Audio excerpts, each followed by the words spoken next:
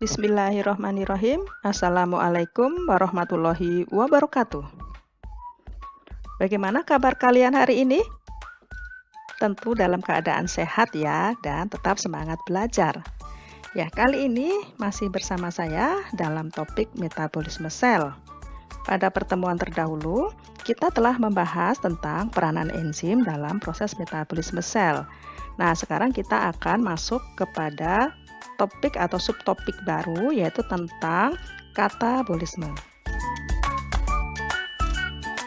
Untuk kompetensi dasarnya masih 32 dan 42, yaitu menjelaskan proses metabolisme sebagai reaksi enzimatis dalam makhluk hidup dan menyusun laporan hasil percobaan tentang mekanisme kerja enzim, fotosintesis, dan respirasi anaerob.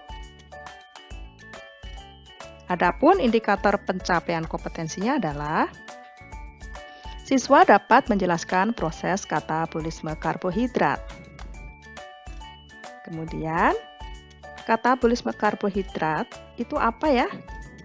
Ya, katabolisme karbohidrat adalah sebuah reaksi pembongkaran molekul organik kompleks menjadi molekul organik sederhana dengan substrat atau bahan karbohidrat. Contohnya adalah proses respirasi sel atau respirasi seluler. Nah, macamnya ada respirasi aerob dan respirasi anaerob. Nah, sesuai dengan namanya ya, respirasi aerob tentu dia membutuhkan oksigen. Sedangkan untuk yang anaerob dia tidak membutuhkan oksigen. Nah, selanjutnya kita akan membahas tentang respirasi aerob.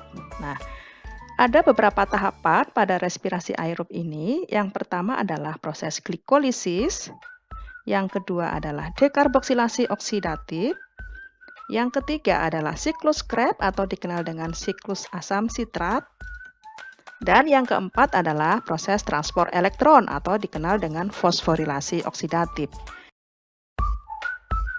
Sekarang kita akan membahas tahapan pertama dari respirasi aerob ini. Yang pertama adalah glikolisis. Nah, sebelum membahas lebih lanjut tentang glikolisis, kita lihat dulu gambar sel berikut ini.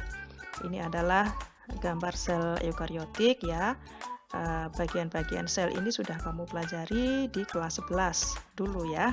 Ini hanya mengingatkan saja bahwa di dalam sel itu terdapat organela mitokondria yang berfungsi sebagai organel penghasil energi.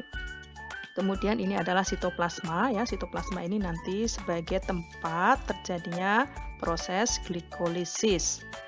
Nah, mitokondria kalau diperbesar seperti ini strukturnya ya, ada membran luar, membran dalam, kemudian ada ruang antar membran, kemudian matriks ya.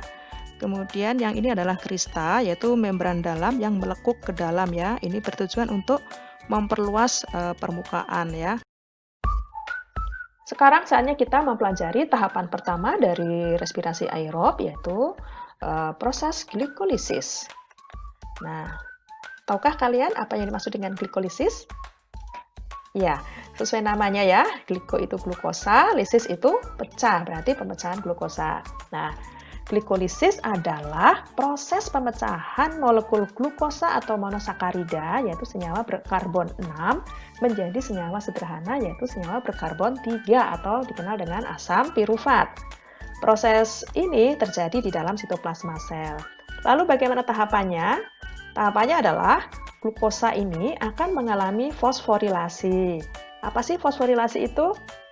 Ya, fosforilasi adalah penambahan gugus fosfat ya, sehingga glukosa ini akan ditambah dengan satu gugus fosfat sehingga menjadi glukosa 6 fosfat. Nah, dari manakah fosfat ini berasal? Yaitu dari ATP. Ya, ATP adalah senyawa berenergi tinggi yang mengikat 3 gugus fosfat. Sehingga satu gugus fosfat dilepas kemudian diikat oleh atom C pada nomor 6 ya, sehingga terbentuk glukosa 6 fosfat. Nah, ATP ini kemudian akan terurai menjadi ADP. Di tahap ini akan terjadi penggunaan energi yang pertama ya. Nah, glukosa diubah menjadi glukosa 6P itu dikatalis oleh enzim heksokinase. Nah, selanjutnya fruktosa 6-fosfat itu akan mengalami isomerasi, yaitu membentuk fruktosa 6-fosfat. Masih ingatkah dengan isomer? Ya, isomer itu rumus kimianya sama, rumus strukturnya berbeda. Jadi ini P tetap terikat pada atom C nomor 6 ya. Hanya berbeda strukturnya saja.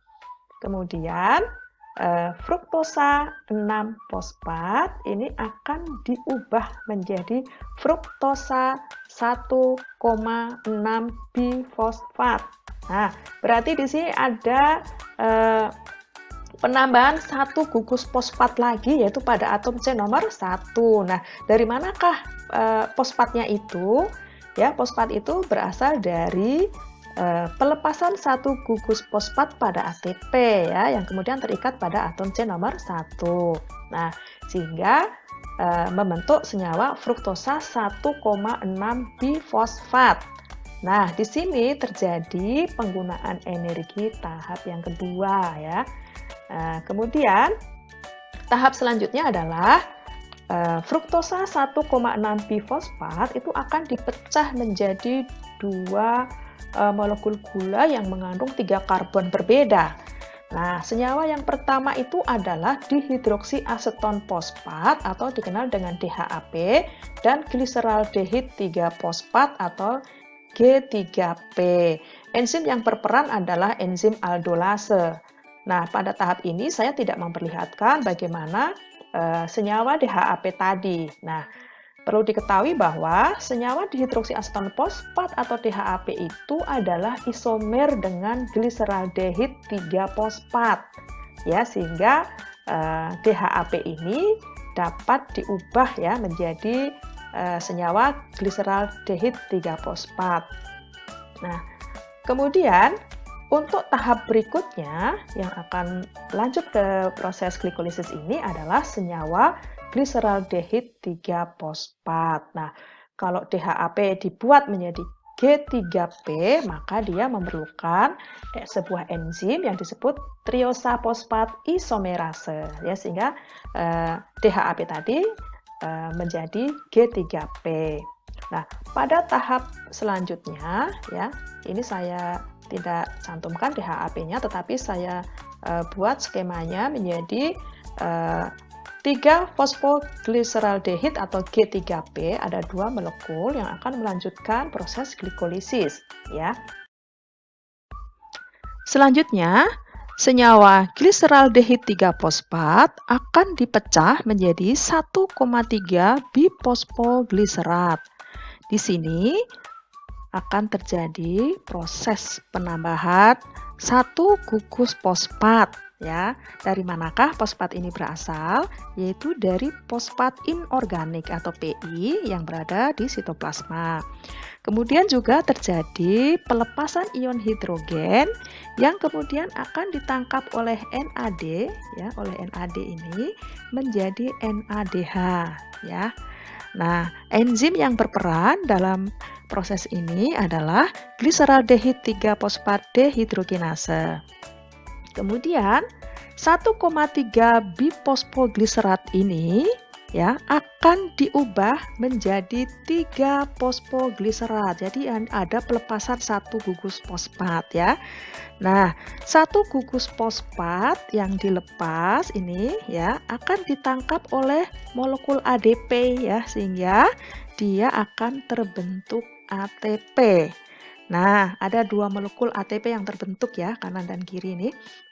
Nah, sehingga reaksi ini dikenal dengan reaksi eksergonik atau reaksi panen energi ya. Kemudian enzim yang berperan dalam pengubahan ini atau dalam katalis senyawa ini adalah fosfoglycerokinase. Selanjutnya pada tahap yang ke-8 yaitu 3 fosfoglycerat akan diubah menjadi 2 fosfoglycerat. Nah, ini apa bedanya? Yang ini 3 fosfoglycerat, yang ini 2 fosfoglycerat. Berarti ini ada relokasi ya, ada pemindahan gugus fosfat sehingga antara senyawa 3 fosfoglycerat dengan 2 fosfoglycerat ini adalah merupakan isomer ya. proses perubahan dari 3 fosfogliserat menjadi 2 fosfogliserat itu dikatalis oleh enzim fosfogliseromutase. Selanjutnya, pada tahap yang ke-9 ini adalah proses dehidrasi ya. Jadi, 2 fosfogliserat diubah menjadi fosfoenol pirufat yang dikatalis oleh enzim enolase. Ya, di sini terjadi pelepasan 2 molekul air. Ya, akan terjadi pelepasan 2 molekul air atau dikenal dengan reaksi dehidrasi. Kemudian pada tahap yang terakhir adalah proses pembentukan asam pirufat dari fosfoenol pirufat. Nah, perubahan dari senyawa fosfoenol pirufat menjadi asam pirufat ini dikatalis oleh enzim pirufat kinase. Nah, pada reaksi ini terjadi pelepasan gugus P ini ya. Gugus P ini akan dilepas ya. Kemudian ditangkap oleh molekul ADP ya, sehingga akan terbentuk ATP. Nah, di sini juga kita panen energi. Pada tahapan glikolisis ini terdapat 2 reaksi. Yang pertama adalah reaksi endergonik atau dikenal dengan tahap investasi energi, yaitu menggunakan 2 molekul ATP, dan yang kedua adalah reaksi eksergonik, yaitu yang dikenal dengan reaksi pembebasan energi, di mana di sini akan dihasilkan 4 molekul ATP. Dan juga ada 2 molekul NADH yang nantinya akan dikonversi menjadi energi pada tahap berikutnya pada respirasi aerob ini, yaitu pada tahap transport elektron.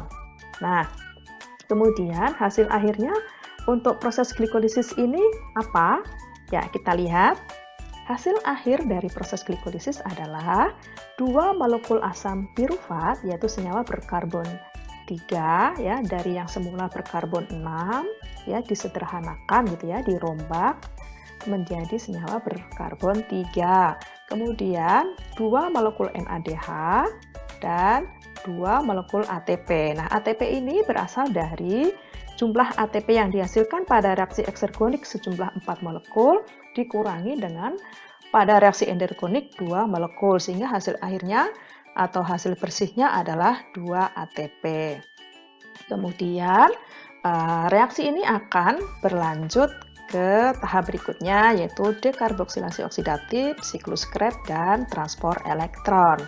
Nah, demikian pembelajaran kali ini untuk bahasan kita, yaitu glikolisis. Mudah-mudahan bermanfaat untuk kalian. Kalau ada tutur kata saya yang salah, mohon dimaafkan.